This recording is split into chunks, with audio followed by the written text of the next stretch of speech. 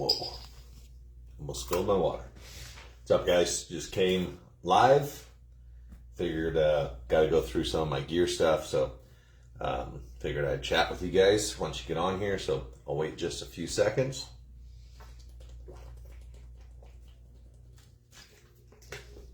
Get hydrated. Grab my lid.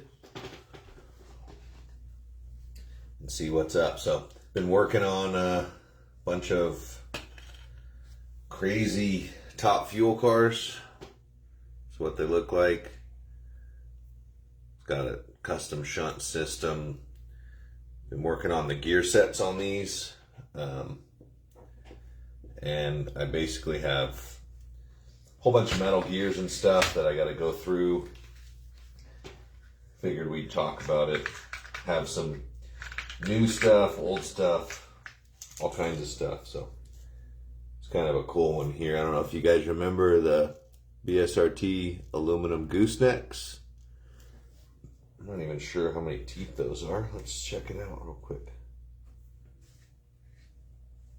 That way I know.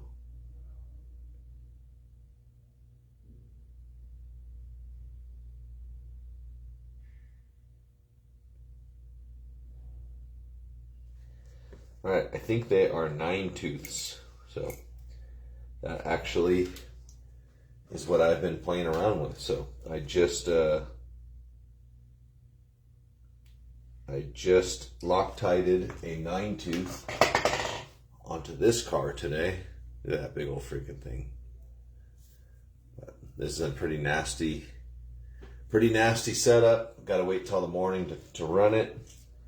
But just going through my gears. Here's some Slot Tech 9 tooths. Big old suckers. Actually have quite a bit. Have some brass 9 teeth also. But this drawer, this is kind of just a bunch of old stuff that I've collected over time. Some trick race stuff. So here is a full race aluminum crown with a titanium nitrided grip tied axle and a 7-tooth pinion. Actually, sorry, this is an 8. This is an 827. So this is something I got from Tony at Slot Tech years and years ago. I have a bunch of his metal gears, but can't really use them on anything at the moment. But here's another one. Here's a brass one. I don't even know how many teeth this thing is, but it's got a freaking gazillion teeth on it. But if you're on here watching, say what's up, so I know you guys are out there.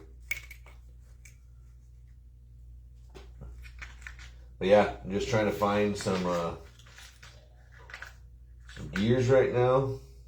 Looks like I have a bunch of the size I was looking for, and then I need to also check on these 8-tooth pinions, make sure that they are correct. And they are, but they just kind of look funky. They don't look like the right tooth to me, which is probably why it didn't last. But yeah, I mean, got some Quicker Engineering gears, some Viper bronze gears that I did a while back. I know you guys can't see because the focus is bad. Drives me bonkers. Got a couple guys saying what's up. Thanks, guys. How's it going? Just kind of chilling. And this is something too. Earlier, not really necessarily earlier, but just in general, on cars where I'm testing motors, I have this car right here, which is just basically the front half of a car, but I can pop motors in and out of it really easy. I can spin the shaft with a drill or a Dremel if I need to. There's, if I wanted to pre-break in an armature, you can do it that way with a donor armature. Actually, you wouldn't break in the armature. You break in the end bell that way. So It's kind of an old school way that I used to do it, but I would take a bad arm and I would score the comm with an X-Acto knife, and then I would put it in this car and spin this with a drill, and it would actually, the cut comm would cut the brushes, radius them, and then I would pull it out, put the right armature in there that was going to go in the car, and give it a run. But this is a pretty hot arm, so we're at 5 volts. You can hear it's ripping along. That's 0.62 amps, so pulling more than an amp, which is pretty impressive.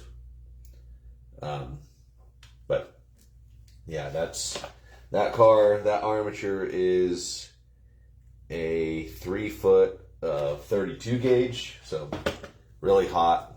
It's like 0.396 ohms, so pretty crazy. Let's see, Patrick asked, anyone lapping gears? Yeah, that's still a thing.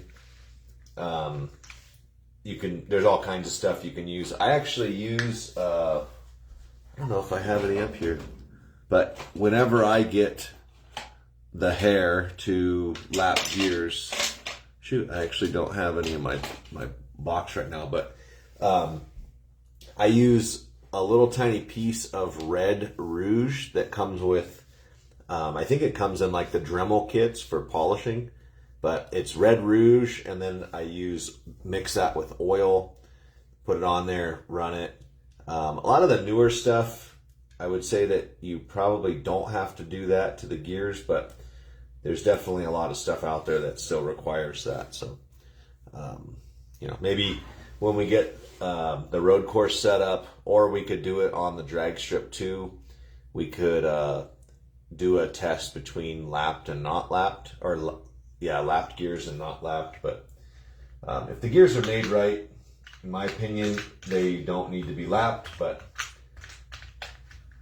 that's just my opinion. So, but yeah, that'd be a fun one to do. Put my stuff back over there. Keep all kinds of my own stuff that I've collected over the years in bins like this that fit into my toolbox. This particular one is all my electrical stuff.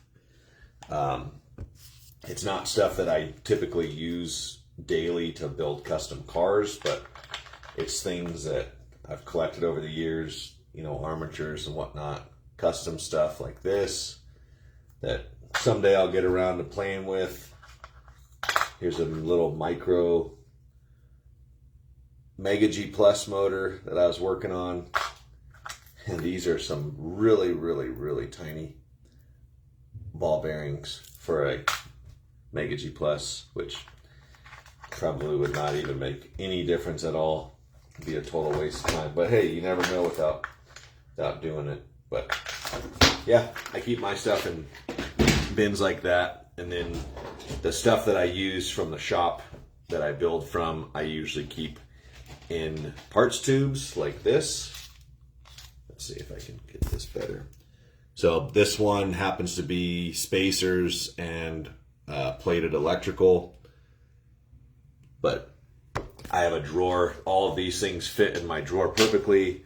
4 down, 6 wide, and they just have all kinds of stuff in them. But yeah, hopefully you guys having a good night.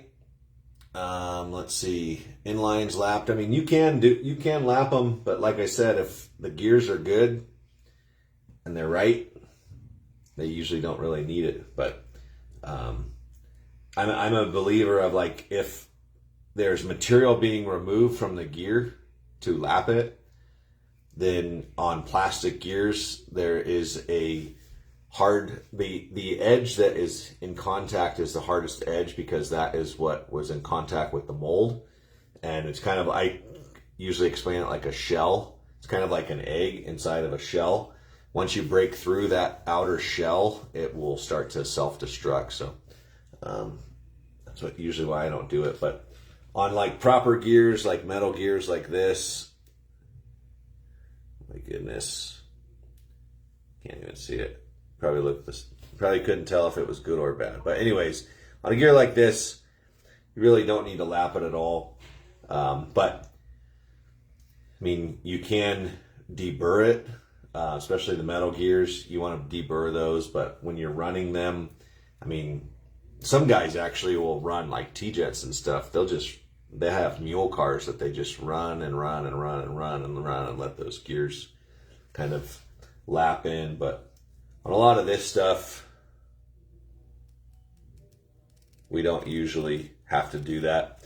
I usually, before I Loctite anything down, I will get it set up like this with the pinion on there, and I'll spin it between my fingers, and that'll let me feel how smooth that is.